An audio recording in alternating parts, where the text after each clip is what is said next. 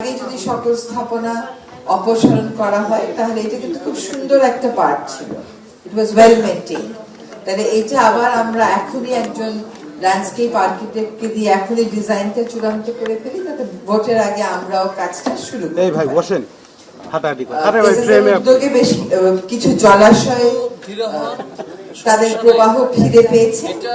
আশা করি পরবর্তী সরকার এই কাজগুলোর ধারাবাহিকতা রাখবে এবং এই প্রবাহ ফিরে পাওয়ার কারণে যেটা হয়েছে তা হলো যে আমাদের এইবার ঢাকা মহানগরীতে লম্বা সময়ের জলাবদ্ধতা হয়নি।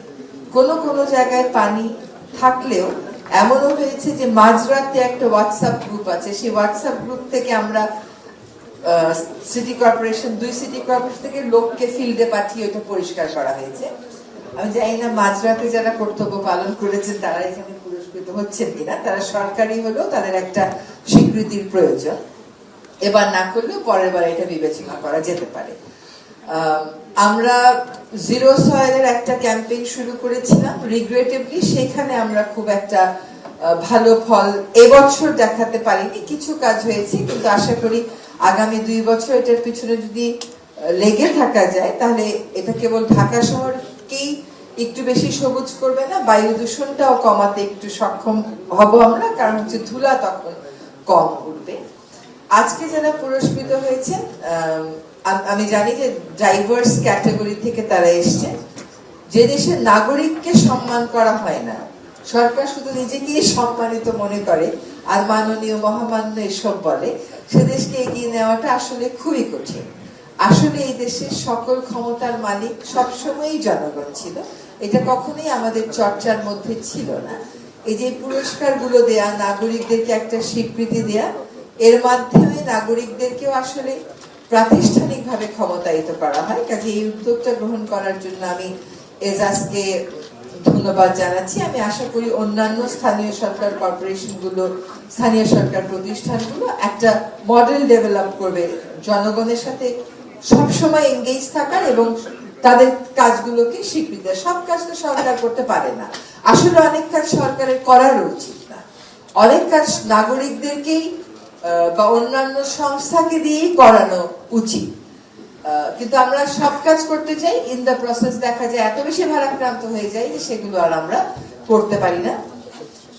আজকে একটা কথা একটু বলি, যারা পুরস্কার পাবেন তাদেরকে আগাম অভিনন্দন জানিয়ে, পুরস্কার কিন্তু মনে করবেন না যে পেয়ে গেলেন বাসায় চলে গেলেন হাসতে হাসতে, ওরকম না। পুরস্কার পেলে আপনি আরো লাইমলাইটে আসেন, আপনার দায়িত্ব আরো বেড়ে যায়, লোকে দেখে যে আপনি আরো ভালো করে কাজ করতে পারছেন কিনা। ফলে পুরস্কার একটা দায়িত্বেরও বিষয়, এটা দায়িত্বের মাত্রাটাকে বাড়িয়ে দেয়। আমরা সামনে 12ই ফেব্রুয়ারিতে ভোট দেব। আমরা কিন্তু এবার 2টো ভোট দেব। একটা ভোট হচ্ছে আমি আর কোন প্রার্থীকে আমার সংসদ সদস্য হিসেবে দেখতে চাই।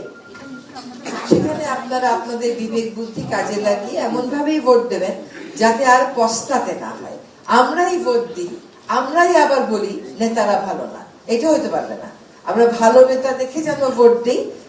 প্রথম নির্বাচনটা সম্পর্কে, সাধারণ নির্বাচন সম্পর্কে আমাদের এটাই থাকবে আপনাদের কাছে আবেদন। দ্বিতীয়, ওই একই দিনে যে দ্বিতীয় ভোটটা দেবেন সেটা হচ্ছে গণভোট। এটা হচ্ছে বাংলাদেশের ক্ষমতার যে ভারটা আছে, সেই ভারটাকে শাসক গোষ্ঠীর থেকে জনগণের দিকে বাঁক খাওয়ানোর একটা সিদ্ধান্তের সময়। এই গণভোটে অবশ্যই সকলে অংশ নেবেন এবং যদি সত্যি সংস্কার চান তাহলে উত্তরটা আমাদেরকে হ্যাঁ বলতে হবে। যদি হ্যাঁ না বলি, চুপ করে বসে থাকি, নিষ্ক্রিয় থাকি বা না বলি, তাহলে ক্ষমতার যে ভারসাম্যটা আনার প্রয়োজন এই সমাজে, সেই ভারসাম্যটা আনবার সুযোগটা আরো অনেক বছরের জন্য হয়তো আমরা মিস করে ফেলবো। কাজেই যে সংস্কারগুলোর প্রস্তাবনা করা হয়েছে নিজেরা পড়বেন, বুঝবেন। এগুলোর ব্যাপারে কিন্তু সরকারের পক্ষ থেকে অনেক প্রচারণা, অনেক ব্যাখ্যামূলক নোট প্রস্তুত করে আপনাদেরকে দেয়া হচ্ছে। গণভোটে সকলকেই অংশ নিতে হবে এবং আপনার মতামত জানাতে হবে। যদি সংস্কার চান তাহলে গণভোটে যেতে হবে, সংস্কারের পক্ষে মতামত ব্যক্ত করতে হবে। এবার কিন্তু নির্বাচনের তরুণ সমাজ একটা বড় ভোটের অংশ। এই তরুণ সমাজ যেভাবে আমাদেরকে স্বৈরতন্ত্রের স্বৈরাচারের কবল থেকে বের করে এনেছে, এই তরুণ সমাজকে সেভাবেই গণতন্ত্রের ভিতটা সংস্কারের মাধ্যমে শক্তভাবে প্রস্তুত করতে হবে।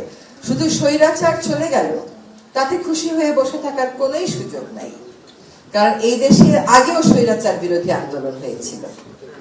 আমরা এখনো নূর হোসেনের কথা বলি তো, আমরা এখনো ডক্টর মিলনের কথা বলি তো, এরকম আরো অনেকে আছেন যাদের নাম এই মুহূর্তে বলছি না, লম্বা তালিকা।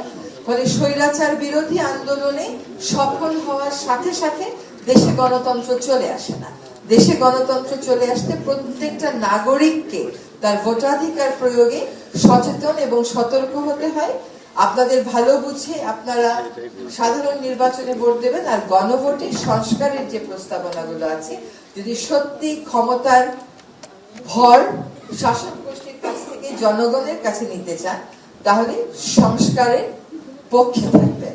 আপনারা আমাদেরকে অনেক ভয় ভীতি দেখানো হবে যাতে নির্বাচনে আমরা না যাই, ভোটাররা যাতে ভীত হয়, তার কিছু আলামত তো ইতোমধ্যেই আমরা পেয়েছি। এই ভয়কে জয় করেছিল বলেই কিন্তু জুলাই আগস্ট সফল হয়েছে। এর আগেও কিন্তু আন্দোলন হয়েছিল, সেই আন্দোলনগুলো চূড়ান্ত সফলতার মুখ দেখেনি। তার কারণ হচ্ছে ভয়কে তারা জয় করতে পারে নাই। ভয়ের নানান রকম মাধ্যমে ভয় দেখানো অব্যাহত ছিল, এখনো কিন্তু ভয় দেখানো হচ্ছে। এই যে ভয়, এই ভয়টাকে আমাদের জয় করতে হবে। বাংলাদেশের মানুষ বারবার ভয় জয় করেছে, সুতরাং এইবারও আমরা জয় করব। এবং তরুণেরা আমাদের জন্য যে আত্মাহুতি দিয়েছে, যে আত্মবিসর্জন দিয়েছে, সংস্কারের পথটাকে বেছে নিয়ে গণতন্ত্রের ভিত্তি রচনাতে সামনের 12ই ফেব্রুয়ারি যে গণভোট, সেই ভোটে আমরা আমাদের সিদ্ধান্ত প্রয়োগ করব।